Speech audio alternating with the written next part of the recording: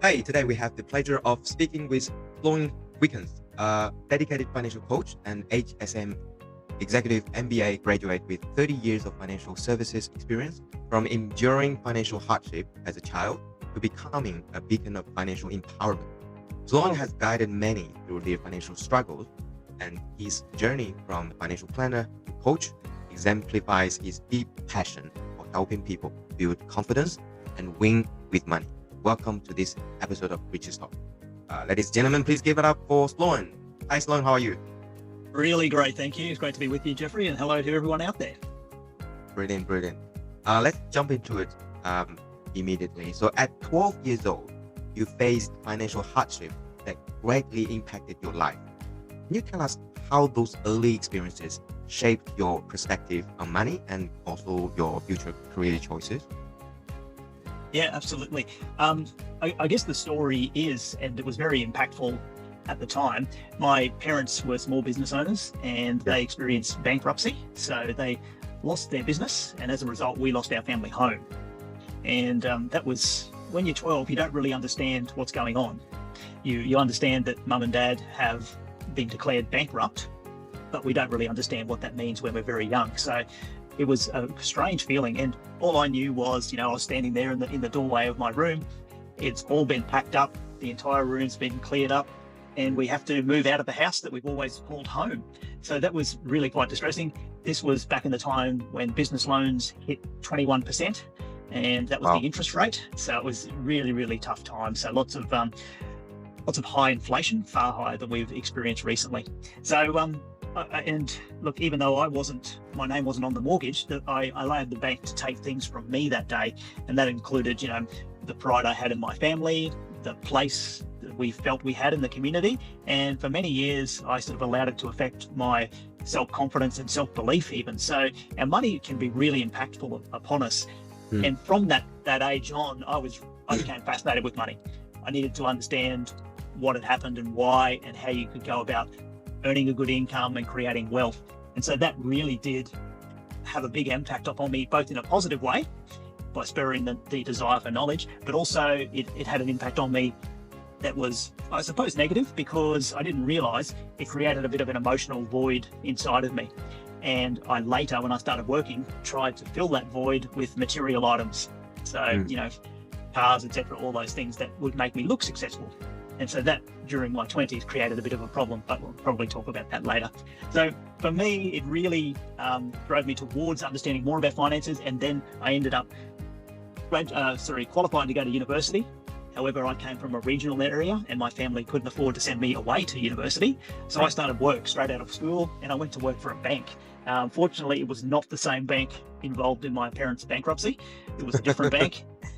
Revenge. Yeah. And I studied while I was working. So straight into full-time work.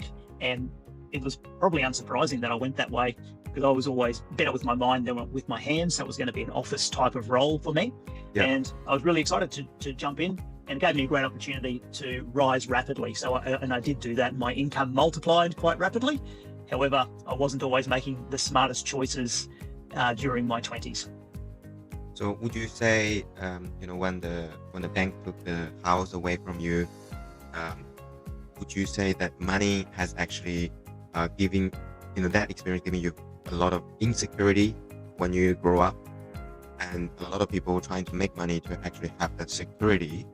Do you think having money would give you the security after many years of experience, after you have money? Yeah, look, I think it's money's an interesting thing. It's deeply tied to our emotions, and there's a reason that in our relationships, money can often be a source of tension, because it is so emotionally tied. And particularly when things occur when we're young, that's when we form a lot of our beliefs. So I did feel a lot of insecurity, and I tried to get more control, I suppose, Jeffrey, by trying to make sure I was doing some smart things as well as spending too much. So, I had my first investment property when I was 20 years old, and I was continually maximizing my superannuation contributions, but equally spending more than I was earning as well. So, I needed to stop eventually doing the less than smart things and keep doing the very smart things so that I was able to move forward. But I don't know that I really identified until later what was going on with my mindset. That I had to sort of step into the trap before I realized that there even was a trap, and that I was trying to deal with my emotions through spending. So even after we earn a good income and we have maybe a house and all those other things that we strive for in life, it's worth addressing and looking at, well, what's going on with my money mindset? Is it helping me, or are there some things that maybe I need to let go of? And that's true for most people I work with, regardless of their background. Yes. You've been very open about facing significant debt despite a successful career, as you said, probably due to you spending more than you earn. What was the turning point, and how did you manage to overcome those challenges to achieve finally financial stability from debt to stability? Yeah, look, the turning point was when we had our first child. I was 25 at the time. My wife and I married when I was 23. And so we'd been married for a couple of years. And when it's just you and your partner, it's okay to be sort of still floundering around a little bit with your finances. Even though I was uncomfortable with it. But as soon as our first child was arriving, so that's our son, who is now 24 years old, it thought, okay, we really need to, and I need to get our act together, because I felt it was my responsibility to step in and try and do more, because my wife was going to stop working. So I needed to, once again, really change my mindset in the way that I viewed it. And so I stopped being so excited about shiny new things, always having the latest technology, and tried to be more of the person I wanted to be, rather than just dressing and looking like that person. So I had created a reasonable amount of debt on credit cards and personal loans and car loans and all that sort of stuff. So I needed to claw my way out of that big hole that I'd created and fill it in, so that I no longer went there and I wouldn't trip and fall again. So that was a mindset shift, as well as just realizing that I need to essentially be the adult in the room now that I'm a father as well as a married man. Responsibility. Yeah, and I think it's very positive. After you have a child, you're gonna incur so many ongoing costs, increasing education costs, lifestyle costs as well. I think that moving away from material, would you say that's materialism? Materialism? Yes. That you rely on the material and to gain security and everything. Now you have a family, you have a children, and you want to set a good example, but also you want to have stable finance to sustain your life, and also to keep everyone in the house happy and secure. So that nothing happened to your child, with what you have experienced when you were young. Yeah, and that was a big driver for me. So thank you for bringing that up, Jeffrey. I really wanted to make sure that I was as financially stable, so that my family didn't experience what I had. And that's totally okay to have gone through that. My mum and dad were good people. It was just the situation that they were in. However, I wanted to be proactive and try and be as intentional as possible, so that I could create a stable platform, because you never know what skills, what talents your child may have, and whether that's sporting or music or academics, and how you want to provide them the best opportunities. Or you never know what challenges are around the corner. So it's always good to be prepared and have a stable financial base, so that you're able to have choices. I think having choice is the word. A lot of time in life, we don't have choice. If something happens, we have no choice. But if we prepare upfront, that's why, when I'm doing insurance, the conversation I have with my client is always, what if something happens? Do you have a backup plan? And most of people don't think about the unexpected risks, and which would have a catastrophe impact on the whole financial situation. So that's why making money is important, spending money is good, but also prevent the risks is also very, very important in the whole thing. Yeah, it's so essential to do that, because otherwise all your hard work can be undone with a single event if you're not prepared. Absolutely. We have seen so many examples in real life that people don't take the early steps to prepare for what might come, or even not what might, but what would come. A lot of people just don't see it. We retire. One day we will stop working. One day we may not be able to work. One day we may get sick. We may, leave this world, and we may need other people's help and care, and need to incur additional costs to help us survive? We don't know. Yes. Nobody knows. So I think that risk mindset is very, very important. And you've been a financial planner before, Yeah. Same as I. You transition from a planner now to a financial coach. So what prompted this shift, and how does the role of a coach offer then like a more holistic approach than just managing money as a planner? How do you find this transition? Yeah, look, for me, it was really important for a few reasons. One, like I spent 30 years in the corporate world, but for the last 15 of those years, I was in management and running teams of financial planners, etc. there. Even though I kept up my education and qualifications, it had been a long time since I'd been advising clients. But the main focus that I had for wanting to step into this financial coaching space, or let's call it financial well-being as well, is that I noticed back in 2019 that financial stress was already rising in Australia. And this is before the pandemic, before COVID. Yeah. And at the same time, it really sort of was interesting to me because I knew that we were at historical lows in the interest rate cycle, but it wasn't going to stay there. So, why was it already rising? And what would happen when the interest rate cycle inevitably started to turn?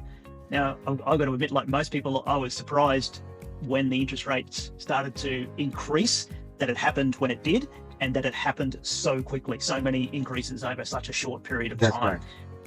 But so I knew that financial stress was going to get worse.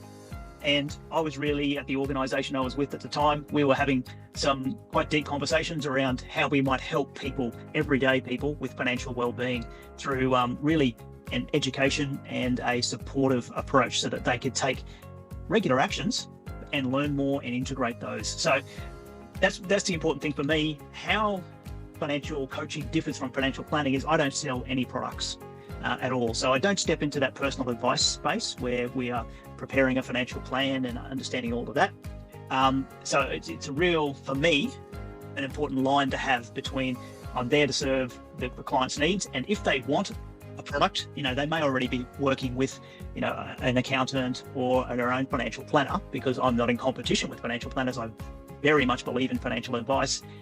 They can talk with an advisor, or they can talk with a specialist like you who deals in a certain area to fulfill their product needs. I'm just there to do a couple of things. One, understand where they want to go. And that's, yes, their finances, but beyond their finances as well, because I can help anyone to accumulate more cash and grow their savings. That's fantastic, but money only has value in the context of the things that are important to us. So the big questions are, particularly as a couple, what's important to us? What are we trying to achieve? Where are we going? If there's kids, what are the aspirations for our children, etc. And it's how we want to live our life and what we want to contribute, not just the assets or how much is in our super account there. That's important, but that's not what delivers satisfaction in life. So I'm really focused on helping people be the boss of their money, in my language. So that means, yes, helping them take control of their income. And that means, and scary word here, get ready, it's budget. Everyone needs to have, or a spending plan is my preferred term. It's okay to spend money. We just need to have some parameters and be intentional. So let's control our cash flow so that you are being the adult in the room and controlling your money. Money is excellent at following orders, but it needs to be given instructions. Every single dollar is like a worker. If we don't give, or a team member in a sport, if we don't have a game plan, then we're going to get chaos. We need to have a game plan. And then we connect the two. And of course, the final thing is mindset, really helping people address that. So that's for me how it's different. And I think many financial planners have these skills, but maybe they don't have the time to be able to jump in there. So that's why I work quite well with advisors too. Yeah, financial planner, they normally deal with financial products and help you, ultimately they trying to distribute the financial product to your hands. But less financial advisor we see focus on the education pieces. I think that's what majority of the people in our society need to cope with their budgeting, spending habit. Everyone, just normal logic that you spend less than you earn. You need to start saving. There are ways to legally save tax. You need to know it. But a lot of people, they are unaware and they lack the ignorance. I think that's the word.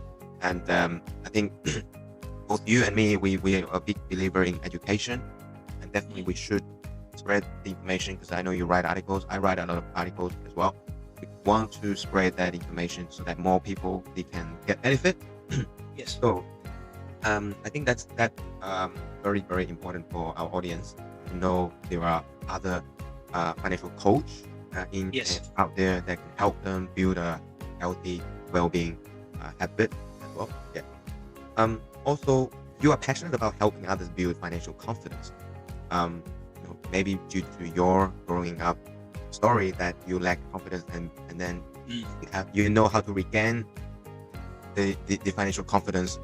What strategy do you believe makes the biggest impact on transforming someone's financial mindset and behavior? Because it's very hard to change anyone. Yes, as humans, we're not particularly wired well for change. We don't enjoy it. So a couple of answers to this particular question on what helps transform people. One, if they're in a tough situation, the biggest component is actually hope.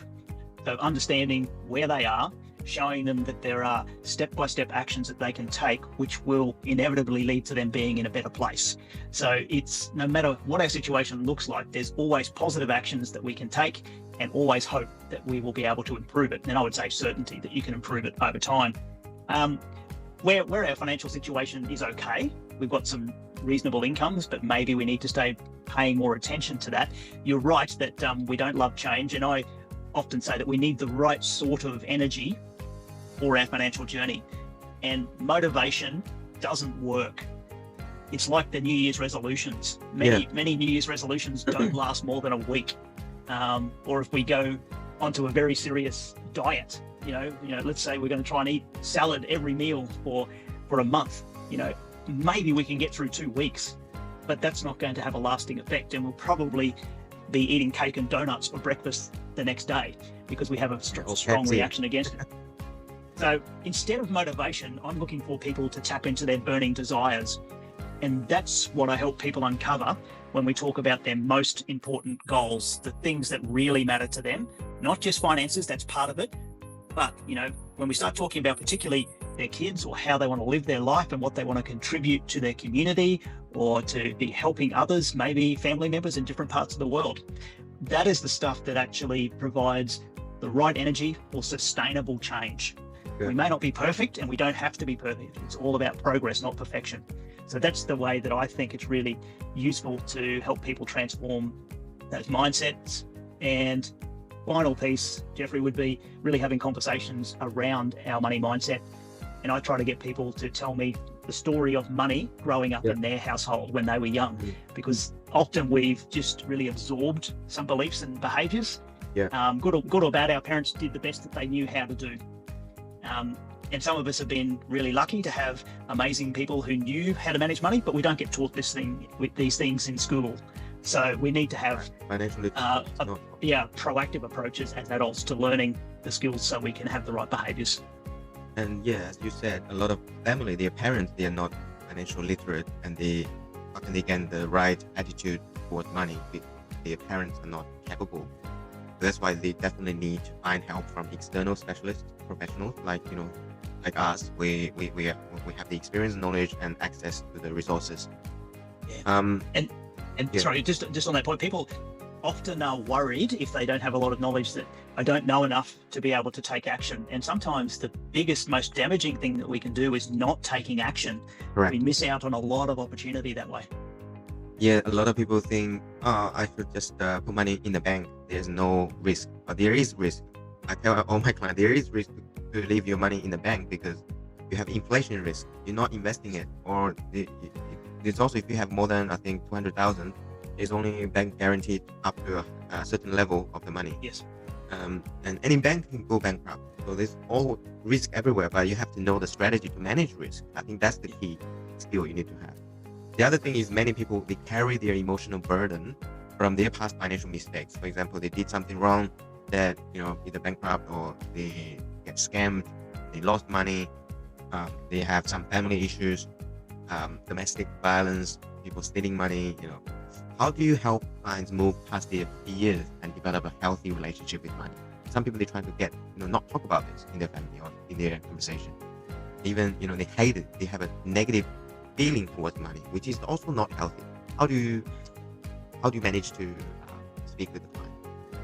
Yeah, look, I try very hard to do two things. One is listen very carefully for sometimes the language that clients use. Yeah. Because if you ask them about their relationship with money, they might be able to give you an answer. But sometimes we're not really aware of our own beliefs, and particularly self-limiting beliefs that could be holding us back. I heard a fantastic description recently of coaching, and that was that we cannot read the label from inside the jar. We need someone else to be able to help us identify our blind spots because we're too close to the situation. So I try to listen closely because the language and words that we use often give very good insight into how that person thinks or views finances and money. Yeah. And the second thing is actually having dedicated and deliberate conversations around, is it like, do you feel that you deserve to increase your wealth? Like, is money safe with you? Like, is it going to be okay? And asking people that question that they often really haven't thought of. What is your relationship with money? How would you describe it? And money, yes, I know we can touch notes and things like that, but these days it's largely intangible. Correct. It's numbers on the screen, we cannot touch it. So to have a relationship with an intangible thing is not really, particularly it's not a Western idea anyway. So it's quite interesting to have people examine that, because if we treated our relationships with people the same way that some of us treat our relationships with money, we would have very poor relationships with people. So we need to respect money. We need to treat it with care and nurture it. And that often comes with paying attention as the first step. Because you think about, your partner or your spouse, if you don't pay attention to them, they will leave you. They will feel distant. Very negative. Create arguments and So we need to care for our money. And the biggest way is being on purpose, being intentional, and having an idea about where we're going and what we're doing. So, because when we treat all things well, and focus on it, we tend to improve our outcomes. I think just following what you just said, I just like to add, relationship with money, just like your relationship to your own health. You look after your health. If you don't look after it, you just do whatever you want, eat whatever you want, sleep whenever you want, and never do exercise. You just get sick, and then something bad would happen to your body, and you feel pain in a more permanent way. If you don't do it now, you may experience the bad result after. Same with money. If you don't look into the relationship and how you manage money, you may incur financial loss, financial problem, and that could impact other part of your life. It's all interrelated. So finance can impact your health can impact your finance, and finance can impact your family can impact your finance as well. So it's all interrelated. So I do have my 8-dimensional of life. I shared it a few times: spiritual, mental, emotional, physical, vocational, familial, social, financial. Financial is key, but it's not most important, but it's so many things related to finance, and finance is supporting so many areas of our life. We need to spend money, whether we go to eat, marry, have baby, or work, business. Even you go to a gym, you need to pay membership fee. If you buy egg, now the egg price has gone really off the roof. Yeah. You can't get enough. You can't get eggs. You only have 2 boxes per person, limit maximum. So that's the situation. Everything we cannot escape talking about money. So that's the elephant in the room. We should just look at it normally and logically, and also as part of our life. It's part of the life, but it's not most important, but it's essential part of our daily life. Yeah, look, you're 100% right. And our finances, they need attention. And the reason is so that we can thrive and enjoy the things that are truly important to us. But, if our finances are not under our control, it can feel very overwhelming and feels almost all-consuming. It's like, like this heavy curtain comes down between us and the things that we really enjoy in life, and also other people. It can be very isolating, and it definitely affects our physical health. It also impacts our mental health. If we're experiencing financial stress, it is a huge connection between those two things, our physical and our mental health, if our finances are not going well. Absolutely. So finally, for those who feel overwhelmed by their finances at this moment, what is the first piece of advice you would give to help them take control and improve their financial situation? The first thing I would say is that we need to understand where we are. It's like starting a journey. It's your GPS on your phone or in your car. It relies on two pieces of data. Where am I and where do I want to go? If either of those is missing, you cannot complete the journey. So as frightening as it might be, we need to get an understanding of where am I now. And many people I find, particularly with their debts, they do not want to add them up and find out what the total amount is, because it seems like it's very scary. And so I refer to, the money monster. And I'm not a particular fan of horror movies or scary movies, but when you watch those, you notice a few things. They don't show you the villain or the scary monster in the full picture to begin with. You might see a shadow, or you might hear a sound, or you see part of its claw or part of its tail. But because if they showed you the whole thing up front, it would lose its power and it wouldn't be as scary. Same with our money. What we imagine in our mind is often worse than the reality.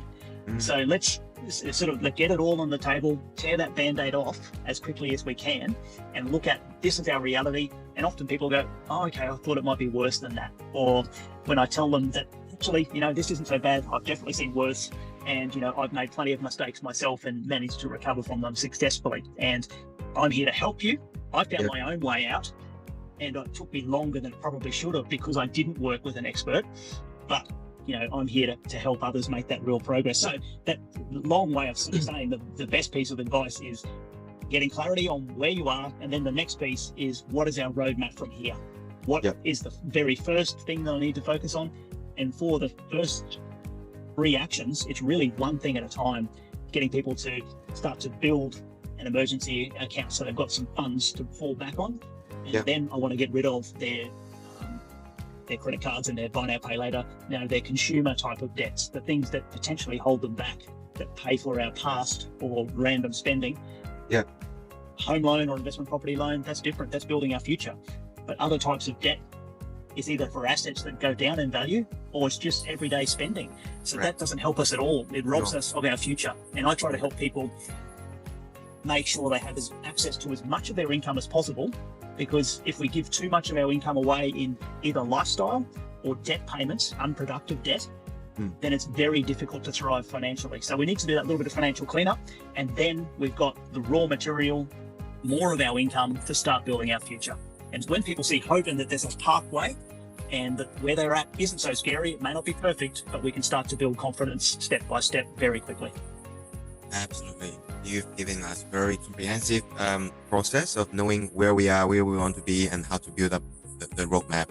The most important thing is to know who we are, where we are, to get a clarity first. Otherwise, there's no starting point. 1,000 miles starts with a single step of knowing yourself, knowing where we are right now.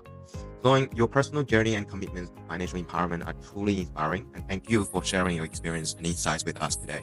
For our listeners, if you're feeling overwhelmed by financial challenges, remember there's always a path forward. With the right guidance and mindset and habits, you can always achieve financial confidence. And Sloan, we look forward to seeing what's next for you and also the many lives you continue to impact. Thank you again for joining us on Rich's Talk. And I'd like to see you next time. See you everyone next time. Thank you very much. Bye. Thanks everyone. Bye.